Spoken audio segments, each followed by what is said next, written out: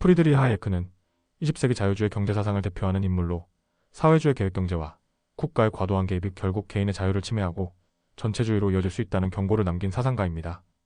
그는 오스트리아 학파의 경제학 전통을 계승하면서 시장을 단순한 거래의 장이 아니라 수많은 개인들이 가진 분산된 지식을 조정하는 자생적 질서로 보았습니다.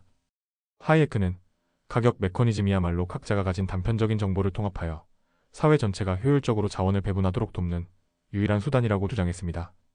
반면 중앙 집중적인 계획경제는 이 정보를 통제하고 왜곡하며 결국 개인이 자신의 삶을 설계할 수 있는 자유마저 박탈하게 된다고 보았습니다.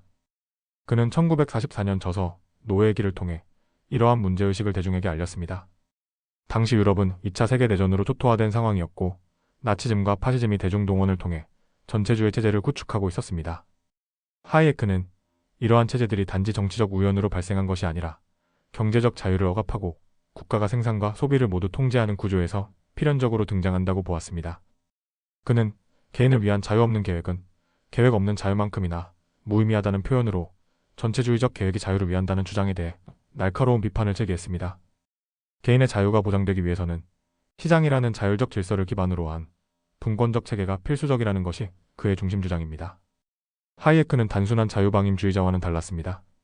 그는 정부의 역할을 완전히 부정하지 않았으며 공정한 경쟁을 위한 법과 제도의 유지, 사회적 약자를 위한 최소한의 복지, 공공재 제공 등은 인정했습니다.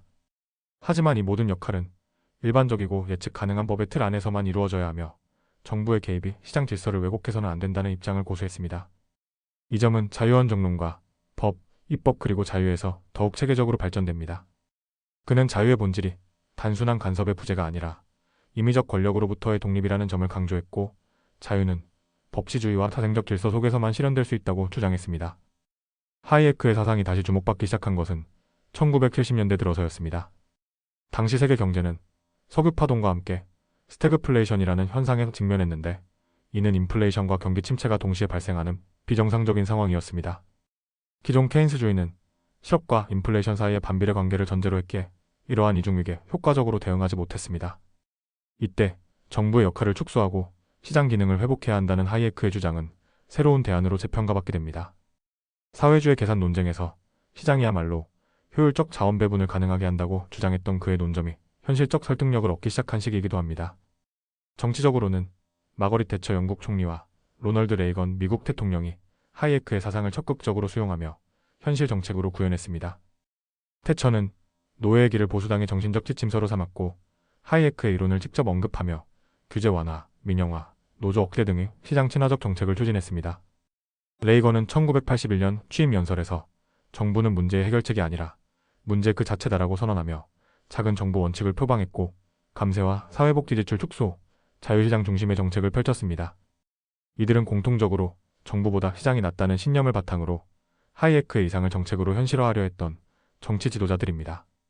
하이에크는 1974년 노벨 경제학상을 수상하며 그의 이론적 기여를 공식적으로 인정받았고 이후에도 그의 사상은 시장경제, 법치주의, 자유주의를 지지하는 지적 기반으로 계속 인용되고 있습니다.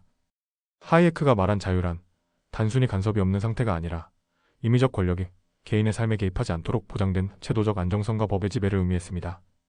그는 정부가 지나치게 경제를 조정하려 할 때 그것이 오히려 자유를 침해하고 민주주의조차 위협할 수 있다고 보았으며 자유는 시장의 질서 속에서 자연스럽게 창출되는 것이라고 믿었습니다.